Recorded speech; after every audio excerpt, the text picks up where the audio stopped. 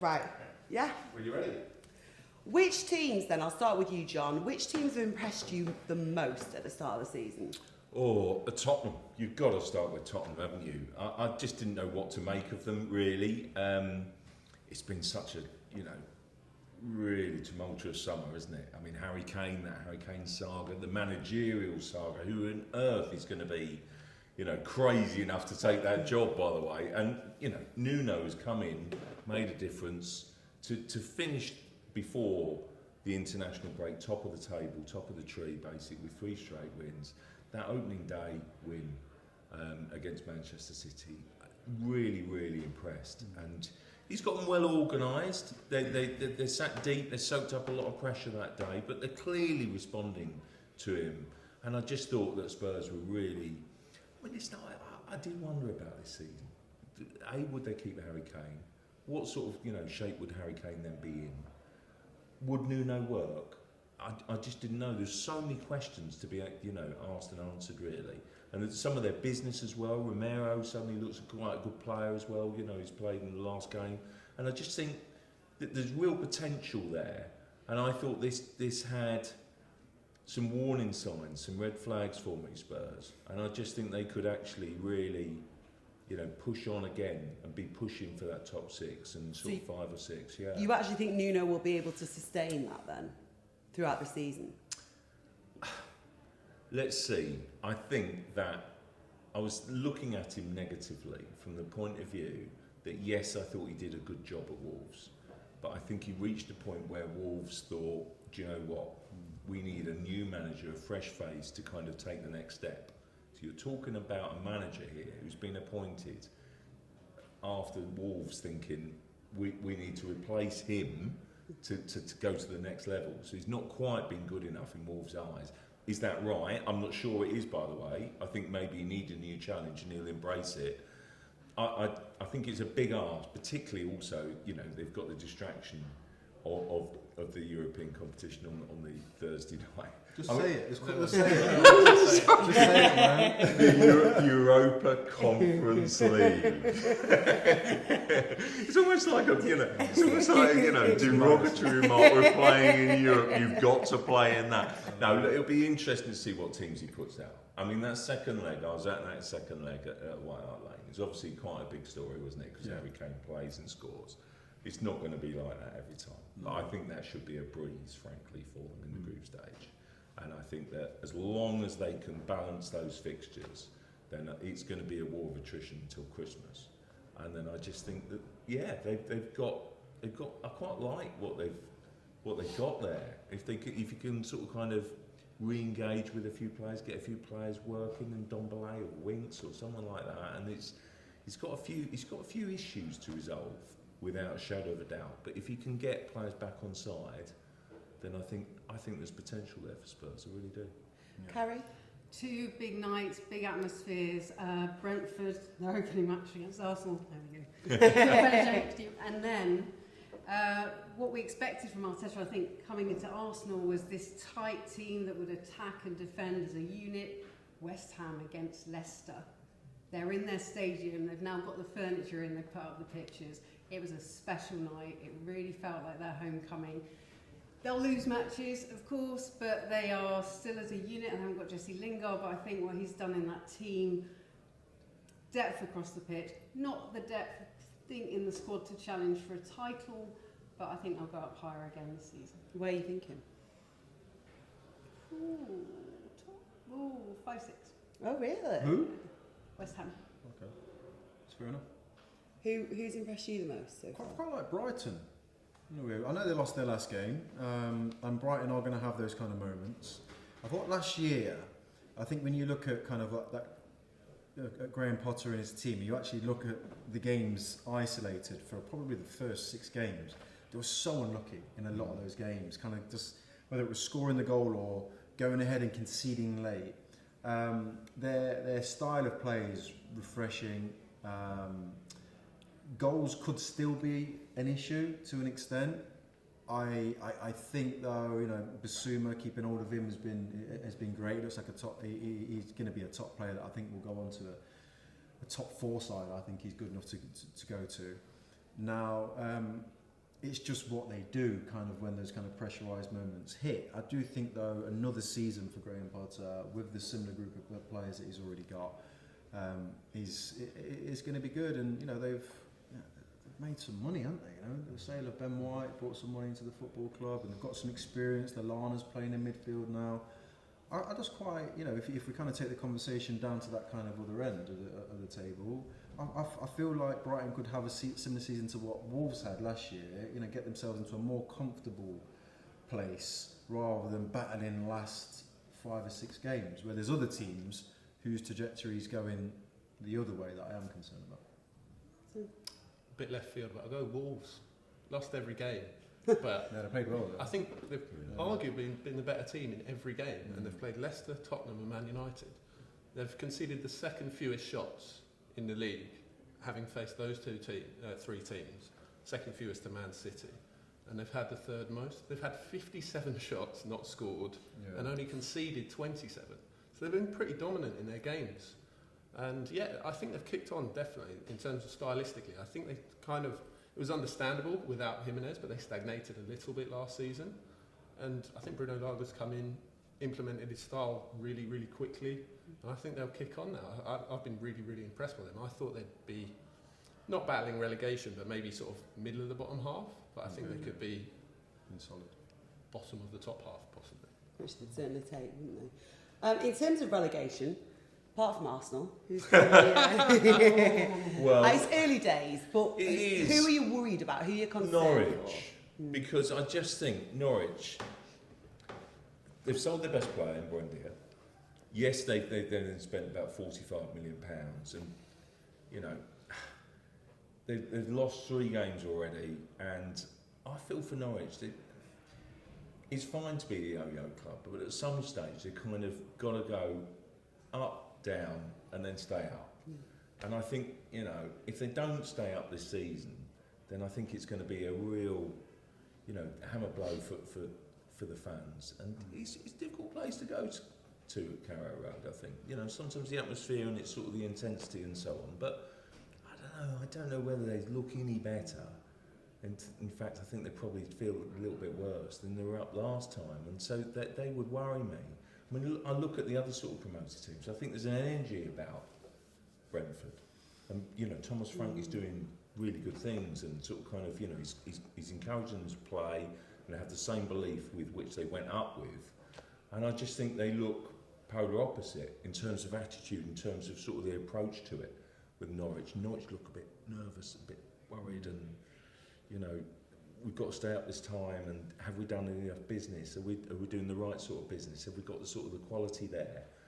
Whereas, it feels like different, and it feels like a positive vibe around Brentford. And I think sometimes catching that early mood, I think, is really important to, a newly promoted team. Yeah, I think you're right. And just on that with Norwich, that negativity breeds negativity, doesn't it? And you're right. And in terms of the rest of the season, doesn't necessarily stand them in good stead. Carrie, for you, is there anyone that you're concerned for? Any team? I am concerned for Watford, only because it's his first season in the Premier League. He's such a young coach, such an exciting coach. But they had the perfect start to the season. 3-2, absolutely showstopper performance against Villa. Tottenham came out all guns blazing, and then you saw Dennis was so good. Tangango's been so good, was run ragged by him, but then Dennis really, dropped off, and coming into the Premier League, in terms of losing Deeney as well, Lovesaw, I think some absolute talent in there, but have they got enough up front with a manager that's working it out? And and Brighton was then a bit more cautious, so then they conceded a goal early, and he's working it out, and he's a bright young thing. I'm just wondering if there's enough goals there. We're always determining kind of like the teams that are going to go down based on the ones that have come up and what they can produce. And that is what it always kind of boils down to, especially in the last few years. I think you've looked at, when you looked at Fulham's start and you kind of went, that they're going to struggle, and Watford, that, the year before, whatever. But this year, I think, there's 3 clubs that I'm concerned about that have been part of the Premier League for a while. Newcastle, my old team, very concerning in terms of just if that tide turns. up there, and kind of what happens to the club. They've got the players, I think, to do enough to stay up, but it all depends on the mood. Palace had a very good kind of energetic start to the season. A lot's going to depend on the signing of Edouard and whether he can produce, because energy-wise they look all right, look quite organised, got some good young players, but is that quality going to be there? And curveball, but Southampton potentially. They are a team that when they take their hits, they get hit hard, and they go and go and go and go, and it takes them a while to come back. The loss of Danny Ings and bringing in Armstrong could be, Armstrong so well in the Championship. It's a big step up to ask him to go and do it in the Premier League. And I just feel that they're a team that are going to be under pressure, and it's how they react to it. Martin? They've all been said, haven't they?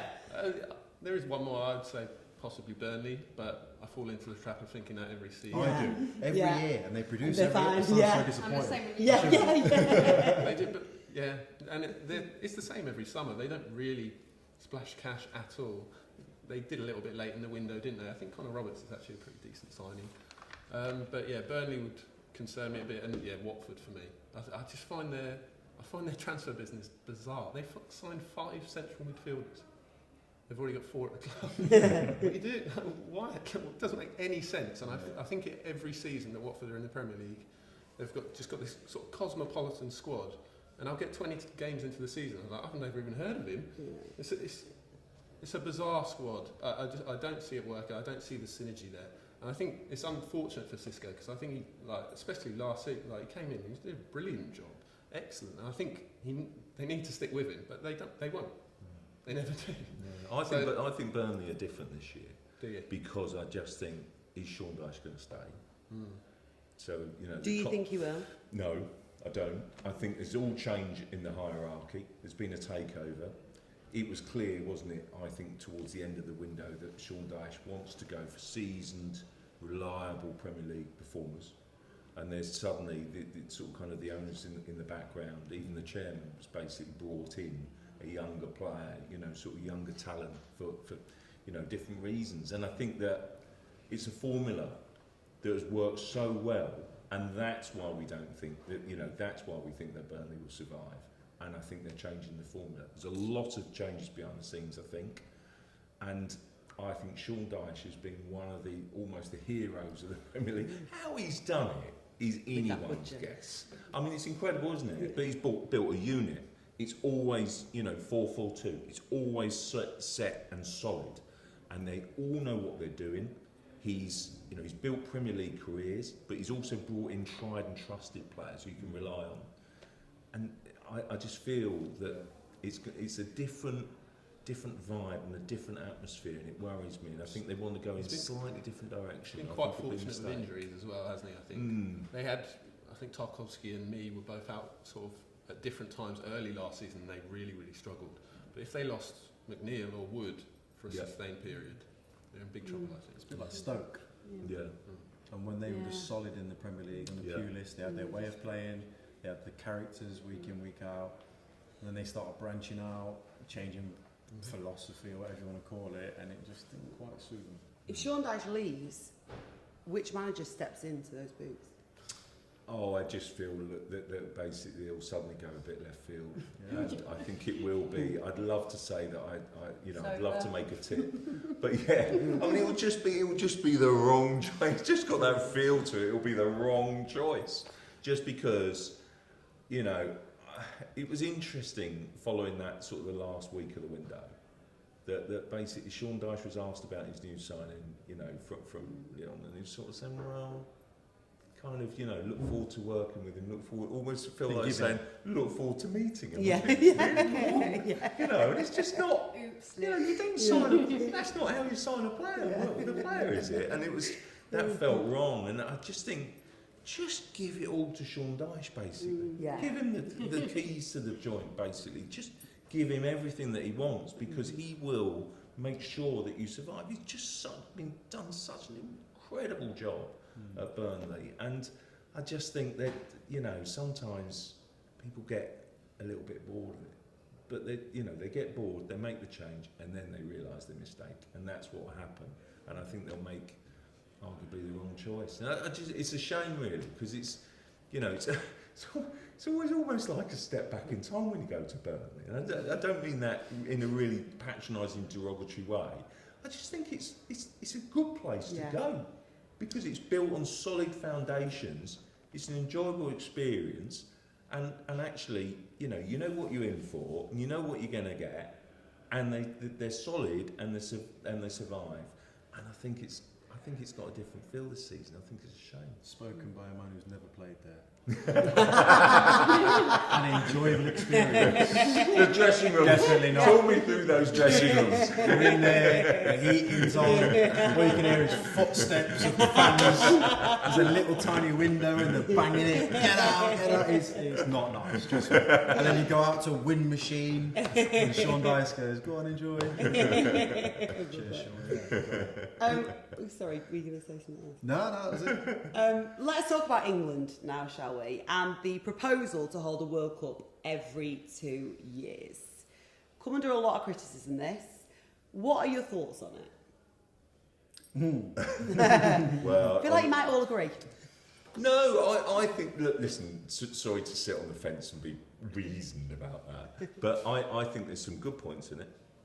And I think that basically the idea that you wouldn't have, you know, the continual break-up and the sort of kind of the stop-start nature of, we've just been through an international break, and we recently. And so, you know, the Premier League just got going 3 games in, and then all of a sudden it stops. And then basically, same happens in October, same happens in November. I think it'd be good to kind of have that one set of fixtures.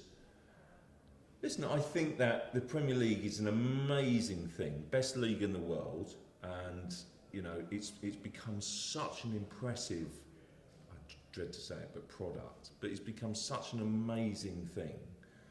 And yet, when that was brought in, everyone was going, no, it's never going to work, it's ridiculous, it can't happen, it can't work. So maybe we need to open our minds on it and sort of kind of realise that, yeah, the World Cup has been set in stone for so long, but ultimately, the negatives, I do feel as if not everyone's on board with it, and UEFA, for example, don't buy into it, what is the point of having a 2-year cycle that works well in the build-up to the World Cup and then completely falls down again, because then you sort of move in towards a different competition? It's just not going to work.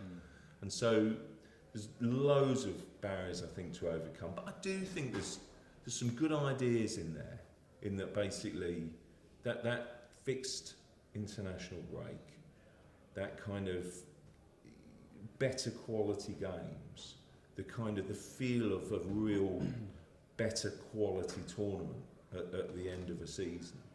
There's some good parts in there that I do think some of those things need to be considered and taken on board, but I don't know whether it fits right. It feels like all of those ideas have suddenly been foisted on us. I think also, by the way, I think if they sort of kind of let the news out a little bit more gradually, rather than such a negative build-up, and now you're going, every 2 years there's going to be a mountain more games, it's not going to work, going to put too much pressure on the players. It's not that, but they're trying to sell the idea a little bit too late in a way, I think. Yeah, a big PR campaign. They can get the votes. They've already got 75%, over 70% of the votes just to investigate this. But if you're really talking about player welfare and making the calendar work in the reality of the argument, then you get UEFA around the table, which they haven't done, and you get all the stakeholders in the game, which they haven't done. I think it's the timing of it after the Super League. It makes it look like Moneyball. Just give the fans a rest. I think that's unfortunate. But then if you start looking at it on those windows, and we've had quite a bit of time with Arsene Wenger this week, both ahead of the announcement and his announcement today, you can see that one window stops all the travel back and forth, gives a really studied moment, that there'll be really impressive fixtures, and you know the 2-year cycle is, if you think about Ryder Cup, do we get too bored by a Ryder Cup every 2 years? We don't, but in terms of, I worry about player welfare in all of this. So one of the things I looked at is not just how we feel about it as fans in the UK, But how this works in the world, and I've been lucky enough to go to Copa Americas and Africa Cup of Nations, and we're probably in a situation we can travel to World Cups every 2 years. We're certainly in a situation we can host a World Cup. But what about those countries that can never host a major tournament, that wait for the 2, 3, 4 home matches a year to see their stars, that wait for those inconsequential friendlies when Pele might have visited, when Messi might have visited? We've got to think of the world family. Ultimately, it will get passed by FIFA because of the sheer number of people that it will be of best interest. It works for Infantino and absolutely re-election. UEFA, South America say they're going to boycott it. It's going to be a big civil war in football, I think, between ECA, UEFA, FIFA. Infantino wants money in every season. He sees what's happening in UEFA. He thinks the Super League's still going to happen. Ultimately, it's a bit ugly. From a player's point of view, like I'm not for it at all for a number of reasons. To use your analogy, Carrie, golf and the Ryder Cup every 2 years, it needs it. It needs it every 2 years because it's got nothing else. It has the tour, and if anything, we look forward to the majors. 4 of those a year as well. So you can't. A lot of golfing world might go, well, we're flooded with loads of stuff. But in the footballing world, the World Cup is so special. The same reason the Olympics are so special to athletes is because they are tiny moments in your career to do something really special. Over the course of your career, if you're playing 3 World Cups, you've been brilliant. And you treasure that. You treasure it, and it's very special. And if you kind of relate it a little bit to what we've done to the FA Cup, and there was a time where the FA Cup was so special because it was the only thing you could watch on television. And I work in television now, so it's kind of rich me kind of sitting there going blah blah blah. But the same point is, we've been flooded with it to the point where that stardust has just come off the FA Cup a little bit. My concern would be, well, if there's a World Cup every 2 years, like what happens to that all of a sudden? You just lose that special element to what the World Cup is about. And we have the European Championships, and there's a Copa America, and there's the African nations, and I take John's point in terms of the format and things can change without, and especially Carrie's point about kind of the world of football and the family and trying to keep everybody happy. But let's be honest, we all sit and watch England play against San Marino or Andorra and go, yeah, I'm not going to watch this. What's the point? And that is the nature of international football. But to think about having a World Cup every 2 years and the history of the World Cup and what it would do to it's very worrying, I would say. Martin? Yeah, I echo that, and it's interesting that a player would think that, because that's what I would think as a fan as well. You can have too much of a good thing, and I think it just dampens the excitement around the tournament, doesn't it? I love football, but you can have too much football, in my opinion. I wouldn't build that same level of excitement every 2 years. It just wouldn't be as special anymore. It just wouldn't.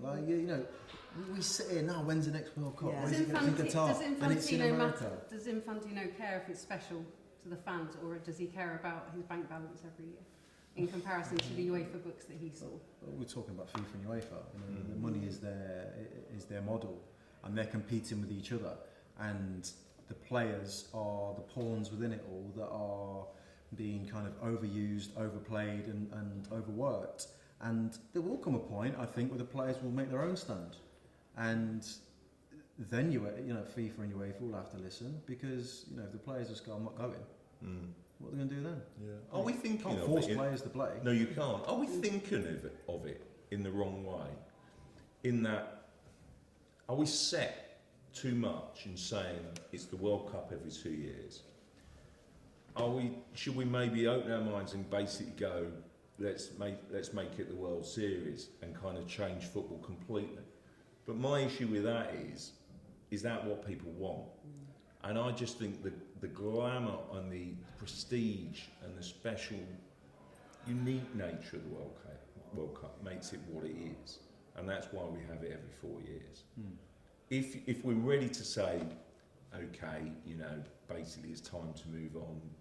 We've done this before with look at the old European Cup. Yeah, that's it's the format's been changed. totally different, isn't it? And Do we like it much better now? Of course we do. I do think, I have issues with the group stage and dead rubbers, but there's little quirks in every sort of system.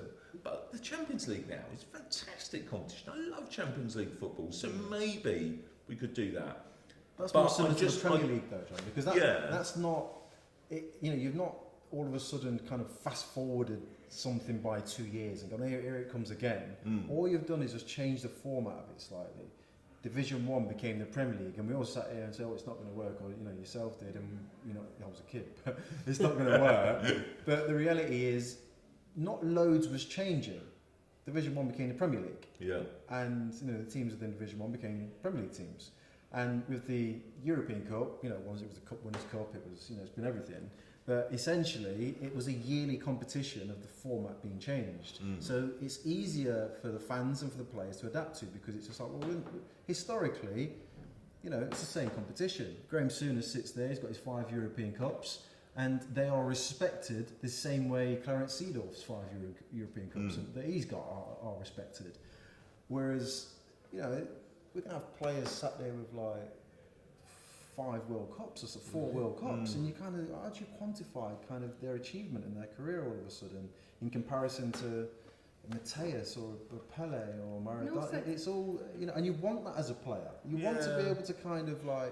But is that because you're nostalgic about it? Is that because you're thinking of you as a player, whereas a future player, if it does happen and it becomes the norm, they might accept that and appreciate it for what it is? All players are attracted to the game from an era, and for me it would have been kind of like Italian 90 was my first World Cup, for example, and I remember watching us in Italy and thinking that is so special, that is incredible, and I couldn't wait for 94, couldn't wait for it.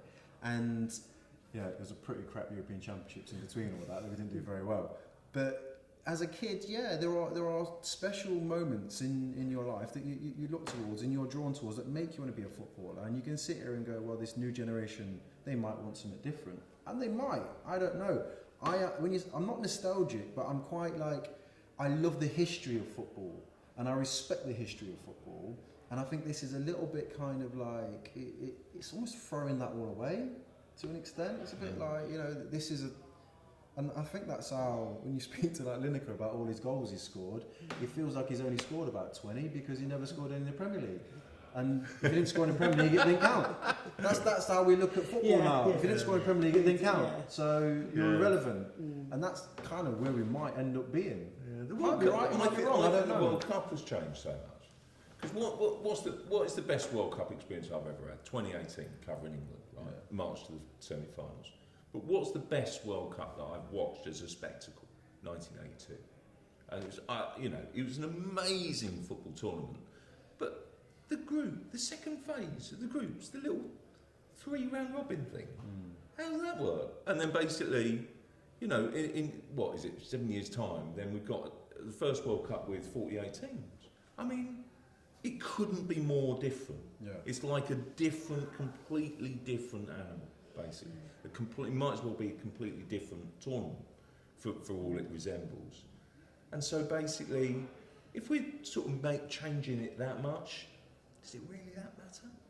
I just think, I don't know, I can really see the sort of kind of What happens to the European Championships, by the way, just out of interest? Every 2 years. Every 2 years. So basically, So what you are left just with a non-stop major football international tournament every year. And that is, for me, that's the issue about the that player is- welfare. That's the issue about the player burnout. It's not about during the course of the season. Yeah. It's because it feels like you'd never get that rest. It's unachievable. Yes. I'm telling you now, it's unachievable. You can't do it Not only that, as a player. You can't. but when does an international manager blood through new players when every single match is a crunch game? And therefore, do you then just get the elite in every squad that's been playing in every Premier League game and no pathway?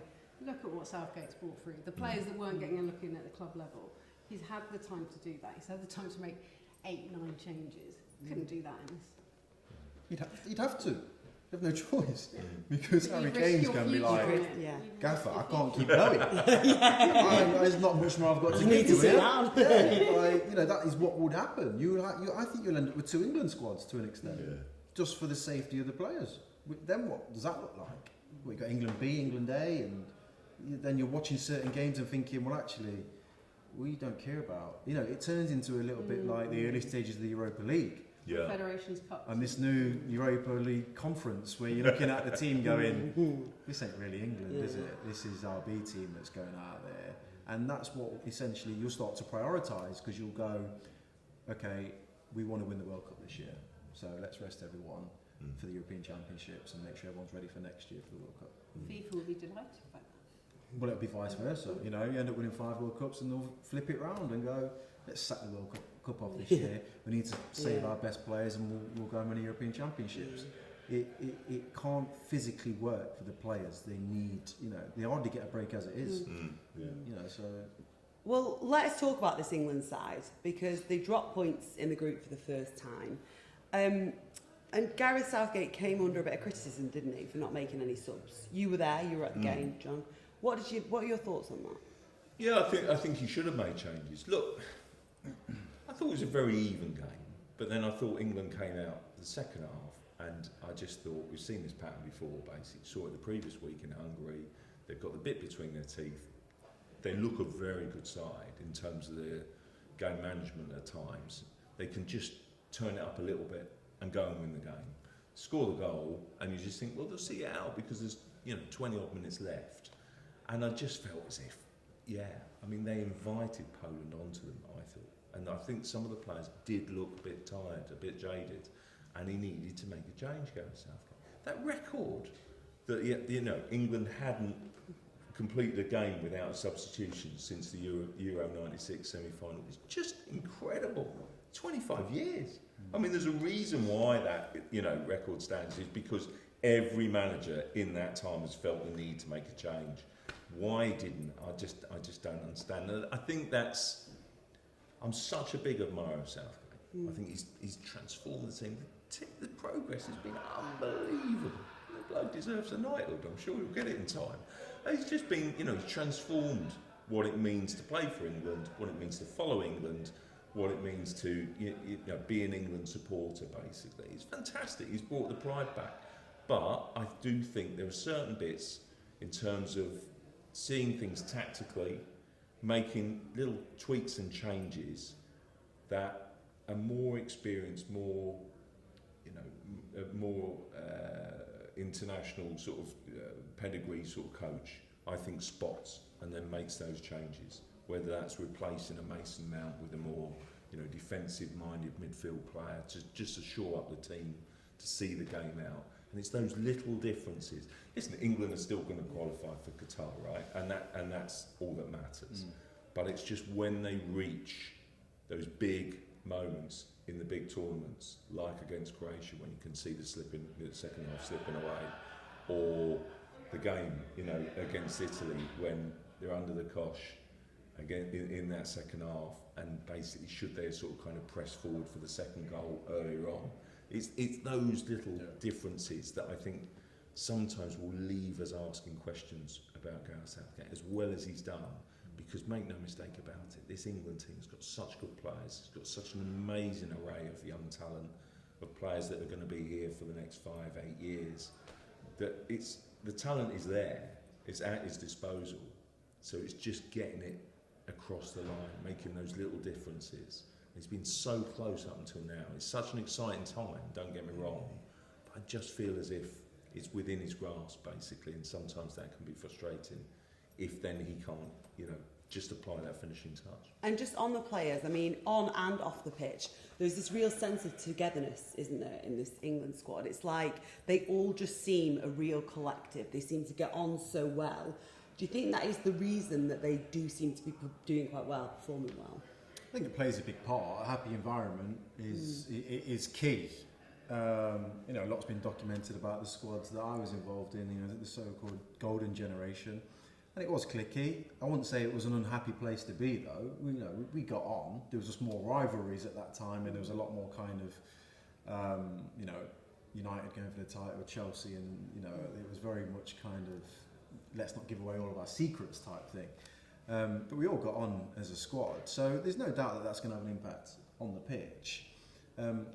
I just wanted to make a point on your last question, and tactically, first and foremost, about making changes. Those moments are, if you make a change at that point, 91st minute, you can have a conversation. Stones and Maguire can get a breath, they can breathe, they can go, right, let's bring him in a little bit more. He should have probably packed out the midfield a little bit.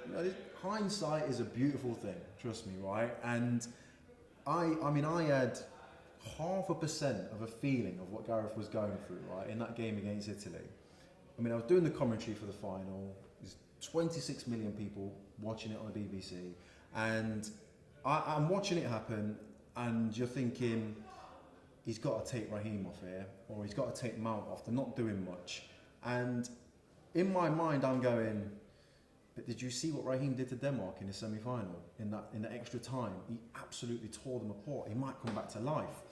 And I'm battling with these decisions on commentary, thinking, shall I say it? Shall I not say it? Because if I had one with like Luke Shaw in the Germany game. In the first half, he was poor, and I was like, he's not functioning well in his back three. And it was a bit like, if they were going to make changes anywhere, where would you go, Jay? And I was like, well, Luke Shaw, in the back three, is not functioning very well. Second half, bang, goal assist. It was like, there you go. And Gareth could have brought him off. If I was a manager, I might have took Luke Shaw off. He sees it everywhere, and those decisions are so hard to make in the moment, and he's got to call it, and it is experience. You'll hit the nail on the head. I'm sure if I'm ever in that position again, I might be braver and call it and go, Sterling's got to come off, Mount's got to come off, and just say it and just hope for the best. But actually doing it, especially for that game the other night, they looked like they were in reasonable control. He should have made changes just to calm it down, but it's tough. And I can only imagine kind of what he's going through, especially the Italy game. It was what he was going through that day. I don't know how he handled it, but it was. We've got a good squad in it, and I'm sure these moments here are what are going to help us when we get to Qatar, because he will make the changes. Then he'll have learned and he'll have heard, and he'll think, right, that will work, and he'll try things, I think, from here on in. Martin, when we do get to Qatar, what are your expectations for this England team? Well, they're very, very good, aren't they? That's part of the issue with the no subs. Look at the quality you've got on the bench, and there were relatively, it's easy to say, but relatively obvious changes. I'd have thought, because even Phillips was on a booking, and as a central midfielder in the role that he does, he's going to inhibit you a little bit, especially when you're under the cosh. He was the one who ultimately sort of didn't get close enough or whatever. So there were changes. You're a stats man. Yeah. Who wins the ball back most for England? Calvin Phillips. Yeah, there you go. Who breaks up play most for England? But he was playing so you don't on take that him yellow. off when you're one when you're not, do you? He was spent. Because he'd been playing on that yellow, and he'd been playing so well. But I think by that point, if there was a play he took off, not that he's not outstanding, as we all know, I just think he was the one that looked like he was. I'd go Mason Mount, Jude Bellingham. Oh, yeah. So just That's because, Mason Mount, I thought was running on empty. Yeah. I love Mason Mount. Brilliant. He's like the way he combines the technique and the industry and the hard work. You don't see that very often in a top player, and he combines both brilliantly. But it just felt like he was tired. It's been a hard start to the season. He's just got, he's just recovered from the Euros, by the way. And so he's had no break and respite. And I just thought, it was just one of his quieter games. And Jude Bellingham, he's the future of the country. Yeah, I just think Jude Bellingham is a generational talent. I'm not even sure that we appreciate him as much as we should. Because he's just fantastic, phenomenal player. He's the most exciting central midfield player, I think, since I think maybe it's Steven Gerrard. He's just for his age as well. Absolutely incredible. What he does at 18 years of age is just off the scale. Yeah, brilliant player. Just finally, I want to get your thoughts, guys, on Qatar. How far can this England side go in Qatar? I think just a quick word on Southgate, who was one of, was it 4 men that presented the DNA of England, that then said we've got to recruit positionally right from youth. We've got to bring them all forward. We've got to make this environment a pleasurable place to be. He was at the forefront of it. I think some of the headlines were DNR, weren't they? Do not resuscitate. I think he's got to be given it. He's got them all the way to a final. He's so brave in his selections in terms of who he brings through. Saka, I think someone told me, oh, he'd just be the Theo Walcott water boy, and I was like, do you know that player? But a lot of people questioned him having him in the squad ahead of, you know, a Jesse Lingard, and, you know, one of the absolute outstanding performers. And he's, in terms of making a squad and bringing through players and understanding that, and with Smith Rowe still to come, who people still don't appreciate, and I think there's so much. I think expecting them to win a World Cup, global stage, an expectation on that is too much on a young side like that. I think semi-final, final, they get to a final, I think they can win it. Definitely, with that youth, with that depth of squad. But I think Gareth Southgate has earned every right to take that team to the World Cup. Absolutely. I actually think the expectation should be to win it. Yeah. Just because I think they've been through the World Cup semi-final, 2018. They came so close in the Euros. I think they're evolving as a team. I think that team that started in Poland will be so close, I think, to the team that starts in Qatar. And I think that's a really good thing, in that basically it's 14 months away, it's very close, he's got time to build up a rhythm and an understanding. Yes, I think there'll be some players to, you know, sort of come back, like a Rashford or a Foden, so they'll bolster the squad and improve it. There might even be the odd player, you know, breaking through, like Harvey Elliott. You know, you wouldn't bet against him. The start he's made to the season, kind of, you know, staking a claim just for a place in the squad, I mean. But there won't be that many changes. It's set, I think, and they're very, very close, I think, to what a team you look for in a team. I look at them at times in recent games, I think they're so mature in what they do, and they're growing so fast. And I do think we should think, yeah, they can go and win this. I really, you know, have that real strong belief that they can do it. They're definitely capable of winning it. Whether they do or not, sometimes all the pieces have got to fall in. But look at the progress they've made. You know, the semi-finals of the World Cup, the final of the Euros, that's not a coincidence. It's not being lucky, it's not getting an easy ride. It's because they're a quality top team. And finally, Jermaine, can they go all the way in that Qatar heat? The clock's been set, hasn't it, in St George's Park? I think that's it. This is their target. They've set it themselves. The FA have set it. The whole thing of kind of developing that crop of players is a culmination of what is going to happen in Qatar, and the target is to win the World Cup. The players are good enough to do it. I personally think they've been dealt two of the best hands any England team's ever been dealt in two major competitions, with regards to kind of their run to where they got to, and the teams that have dropped out and fell away at certain moments, and then the teams that they're facing a final and a semi-final. So it's hard to kind of quantify to an extent. You sit here and go, we got to a final, you got to a semi-final, but then you kind of go, well, you kind of got away with one a little bit, I think, with, you know, with the World Cup run that you had and so on. Not taking too much away from them. Elements of a World Cup are so different. Playing in Qatar, in that heat, is not going to be home turf at Wembley, is it, in English weather? British summer. Let's be honest. British summer conditions. Yeah, at home, with 70, 80,000, you know. No, but the weather in Qatar. Yeah, but this is what I'm saying, like what we've just had with the Euros, you know, it was pretty much there for us. Just to get, I mean, there were elements of dealing with the pressure, but like you said, that degree, that weather that they've got to deal with, the South Americans, and they know how to adapt their style of play. They're playing at different altitudes and so on and so on. You run up against completely different beasts, and this group of players individually, technically, are, you know, categorically good enough to win a World Cup. You know, that is it. They can win a World Cup. All the other elements that come into it, are they going to get a good deal? You know, is yet to be seen. But they'll be one of the favourites. They'll be a top, three? Absolutely. Yeah. Thanks, everyone. Are you happy with that? Are you happy? Yeah, Belting, absolutely. cheers. Sorry, I didn't need to do an outro or anything. I saw you do the thingy, so I thought. 40 minutes. Belting. Yeah. That's spot on. Thank you all so much. That was fascinating. Have we covered everything? And then some. Yeah. Can we open a window now?